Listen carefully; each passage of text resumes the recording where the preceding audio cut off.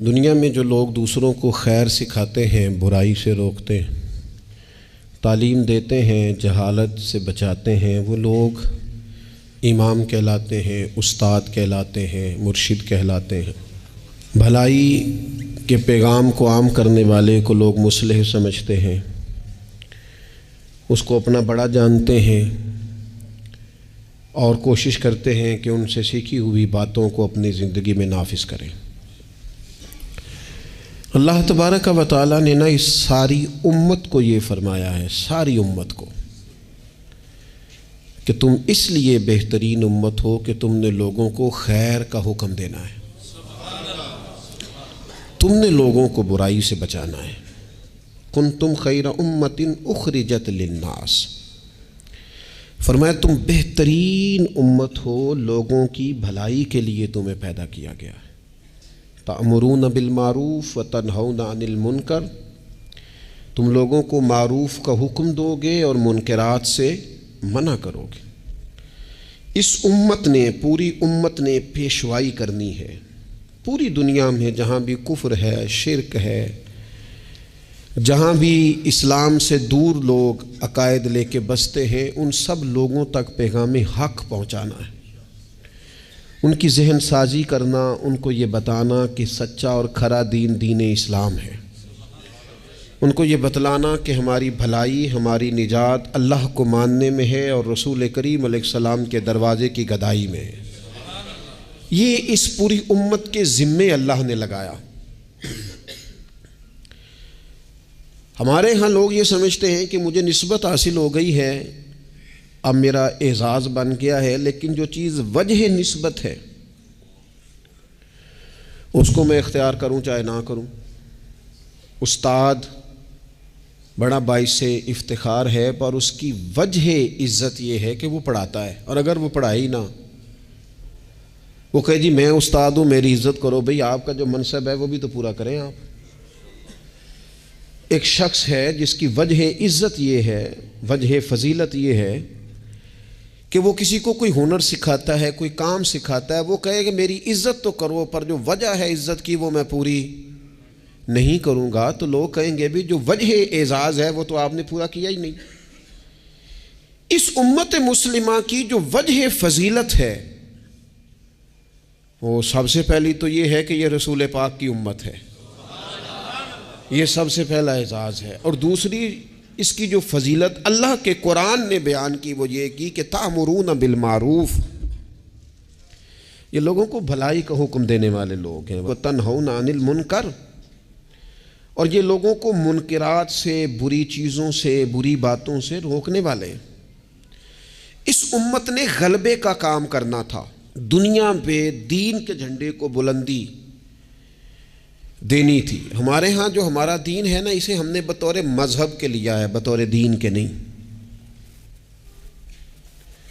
ہم دین اسلام کو مذہب کے طور پر لیتے ہیں، نماز پڑھنا، روزہ رکھنا، شادی کا موقع آ گیا تو چلو باقی سارے کام اپنی مرضی کے، اور نکاح ضرور کرنا ہے، ایجاب و قبول کرانا ہے دینی طریقے پر، اچھی بات ہے۔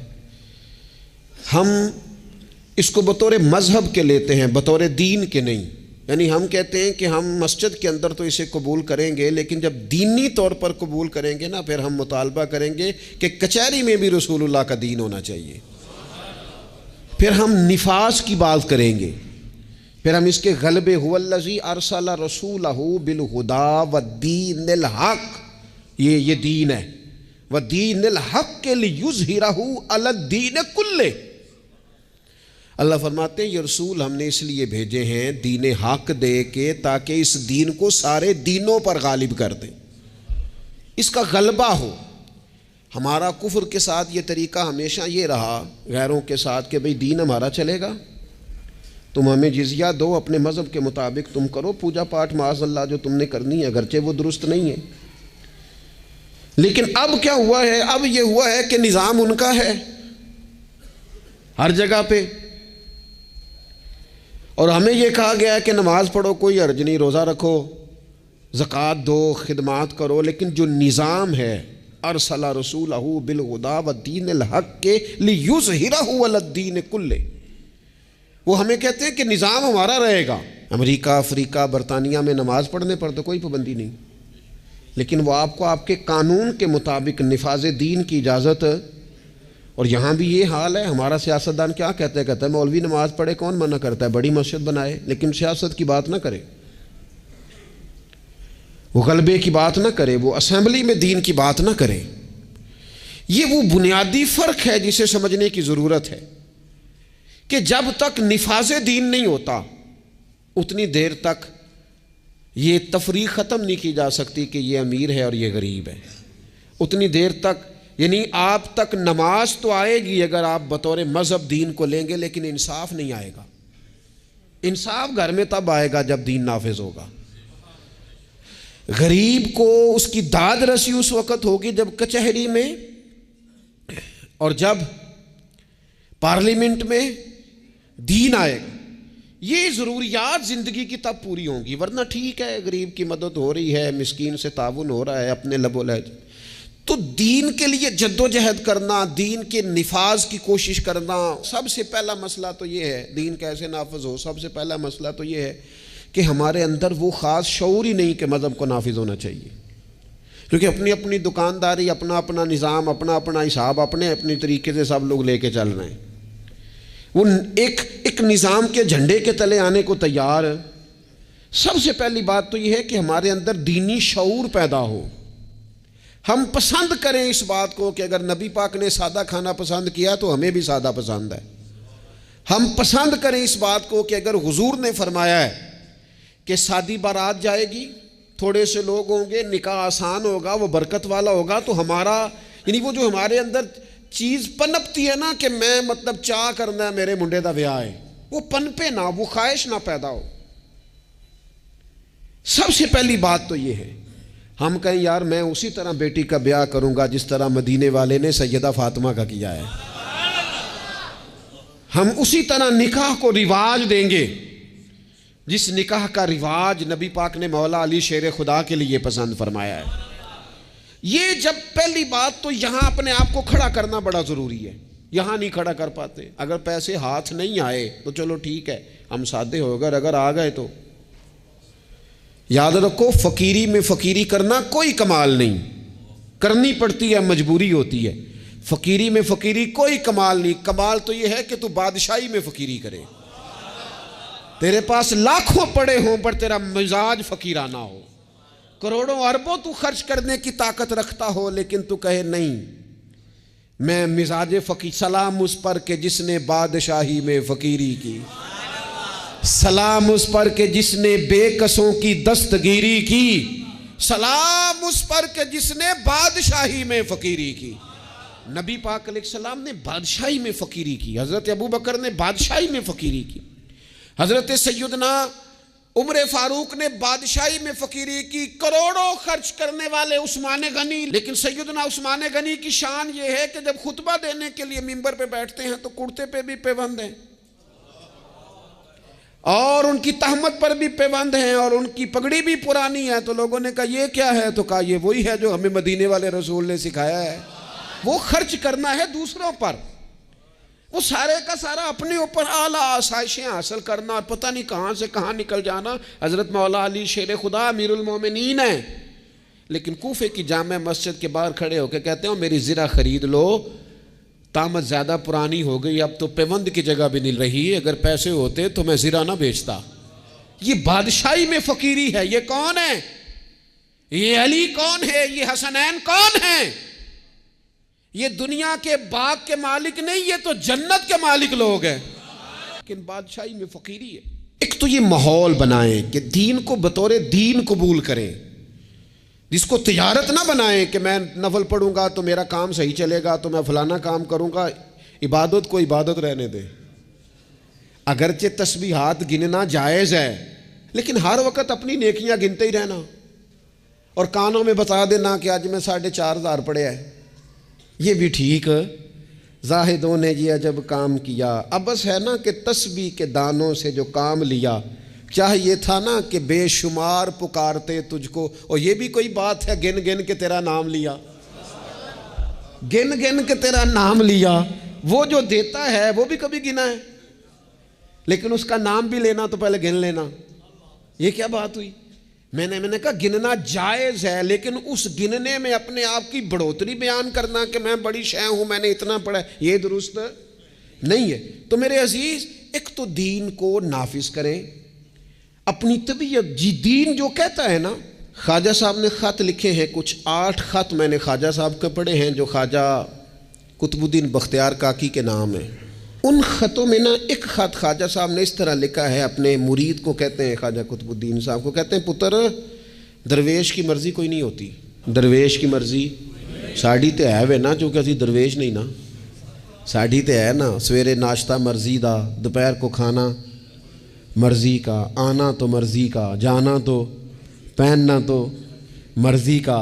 اور میرے صاحب کے پاس ایک شخص نے آ کے کہا حضور جو میں چاہتا ہوں وہ ہوتا نہیں، تو حضرت صاحب فرمانے لگے یہ تو خدائی دعویٰ ہے، جو چاہے ہو جائے یہ تو اللہ کی شان ہے۔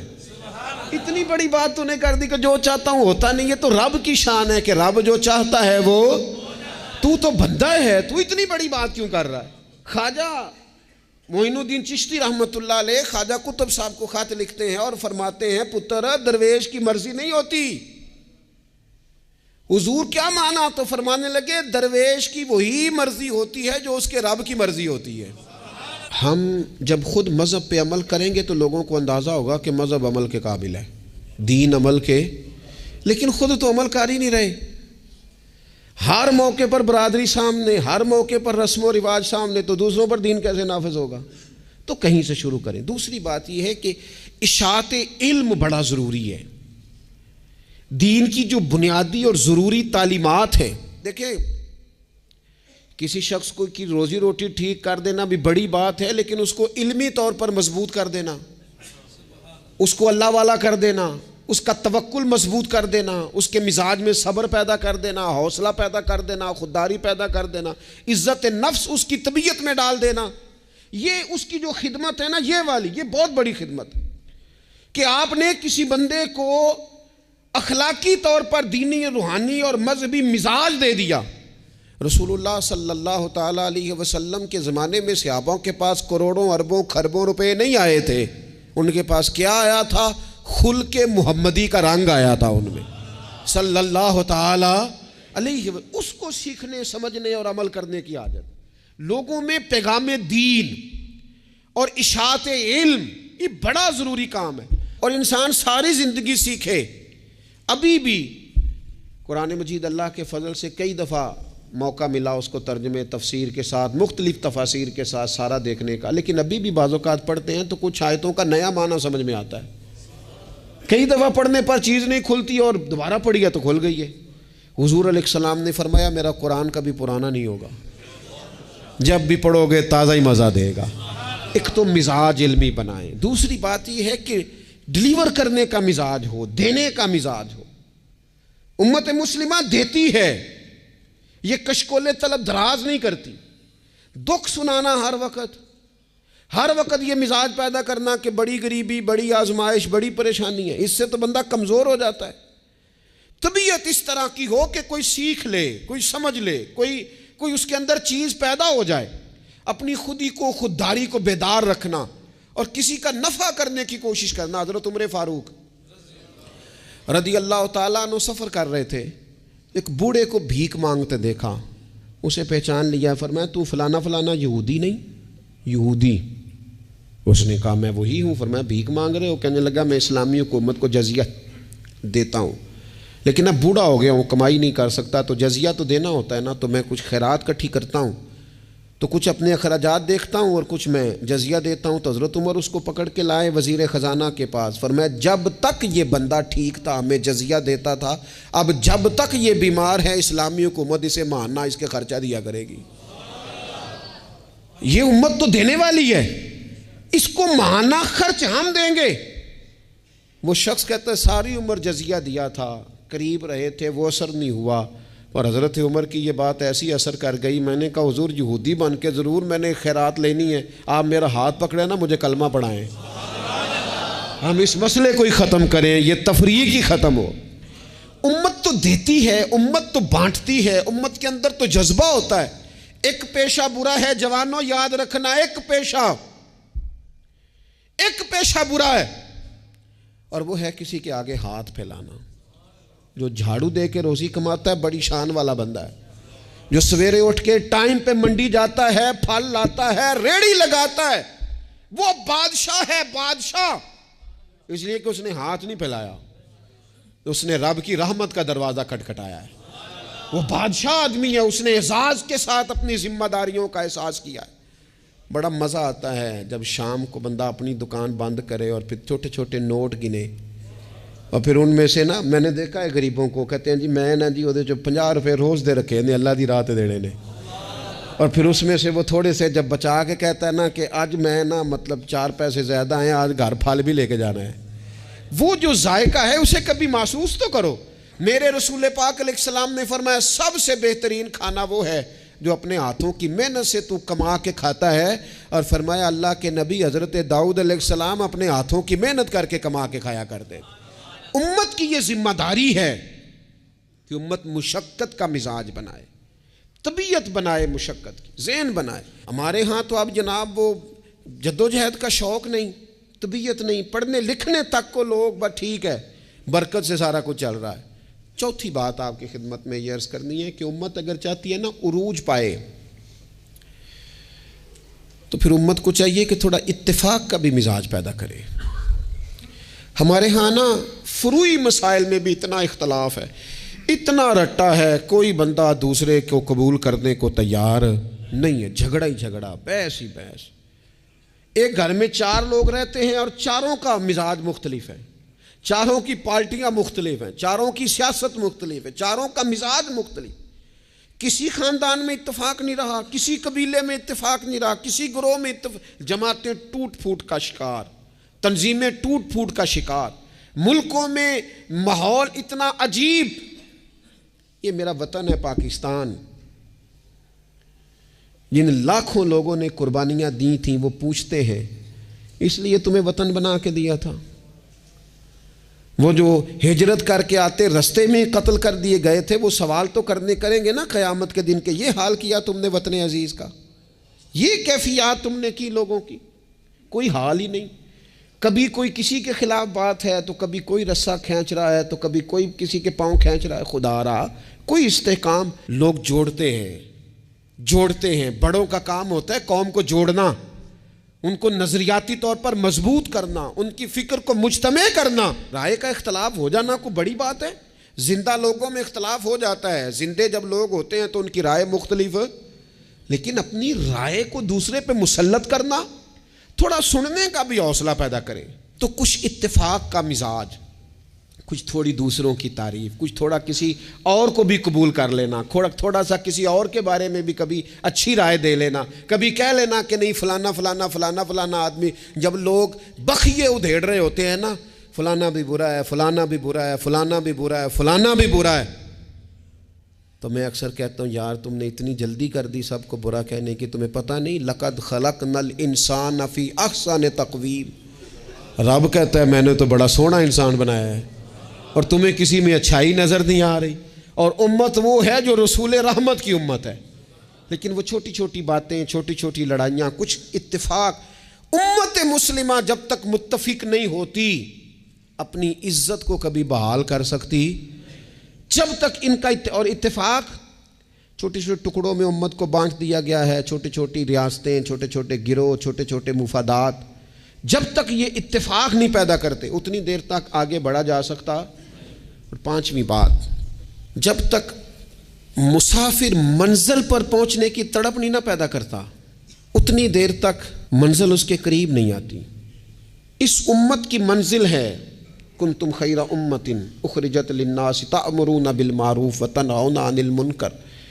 اس امت کی منزل ہے دنیا کو خیر کا پیغام دینا، لوگوں کو برائی سے روکنا، اس کی منزل ہے۔ آپ سفر پہ جا رہے ہو نا جی، تو بندہ رستے میں قیام مختصر کرتا ہے، ضرورت کا کرتا ہے، بلا وجہ الجھاؤ نہیں پیدا کرتا۔ وہ کہتا ہے مجھے آگے بڑھنا ہے، مجھے کام کرنا ہے، آگے نکلنا ہے۔ وہ ادھر ادھر زیادہ وقت کا ضیاع نہیں کرتا، اس کو اپنے وقت پر پہنچنا ہے، اس کی کوشش ہوتی ہے کہ سفر جلدی ختم ہو۔ منزل مقصود جب لوگ طے کر لیتے ہیں تو پھر وہ جد و جہد کرتے ہیں کہ منزل ملے، منزل۔ میں کیا کروں، کیسے عرض کروں؟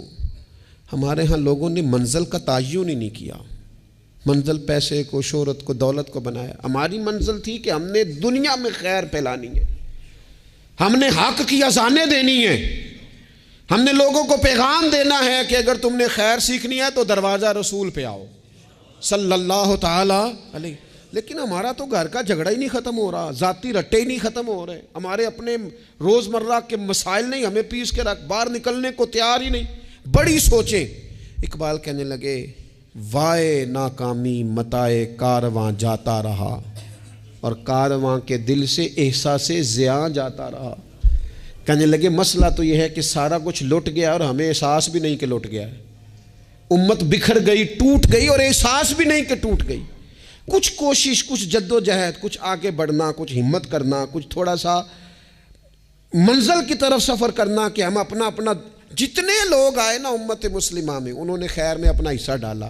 حضرت صدیق اکبر، فاروق اعظم، عثمان غنی، مولا علی، سعد بن ابی وقاص، حضرت ابو عبیدہ بن جراح، جناب معاذ بن جبل، حسنین، کریمین، آگے آئیے حضرت عمر بن عبدالعزیز، امام بخاری، امام مسلم، امام ترمذی، امام اعظم، امام احمد بن حنبل، امام شافعی، اعلیٰ حضرت بریلوی۔ آپ دیکھیں لوگ اپنے اپنے دور میں اپنا حصہ ڈالا، وہ دین کا پیغام دور کے تقاضوں کے مطابق سناتے گئے۔ اگر وہ پیغام بغداد آیا تو غوث پاک نے ممبر سجا لیا، اگر وہ پیغام اجمیر آیا تو خواجہ معین الدین نے ممبر سجا لیا، اگر وہ پیغام پاک پتن آیا تو بابا فرید ممبر پہ بیٹھ گئے، دنیا کو اللہ اللہ سکھا دی۔ اگر وہ پیغام لاہور آیا تو سید حجویر مخدوم امم، گنج بخش فیض عالم، مظہر نور خدا، ناکسارا پیر کامل کامل آرا، رہنما وہ اذانیں دیتے رہے، اپنے اپنے حصے کی ڈیوٹی کرتے رہے۔ اب میری اور آپ کی باری آئی، سو کے وقت نہ گزار دینا، دیکھنا سوتے سوتے اسرائیل نہ آ جائیں، دیکھنا کھانے پینے کے سفر میں ہی زندگی تمام نہ ہو جائے، دیکھ لینا پروگرام بناتے بناتے ہی سانسیں ٹوٹ نہ جائیں۔ اقبال تڑپ کے کہنے لگے، حضور کی بارگاہ میں کہنے لگے میری زندگی کا مقصد تیرے دین کی سرفرازی، میں اسی لیے مسلمان، میں اسی لیے مسلمان، میں اسی لیے مسلمان، میں اسی لیے نمازی۔ یہ سارا کچھ جو کچھ ہے یہ بلندی دین کے لیے، سربلندی مذہب اسلام کے لیے۔ اپنے اندر جو کوئی کچھ کر سکتا ہے وہ جد و جہد پیدا کرے۔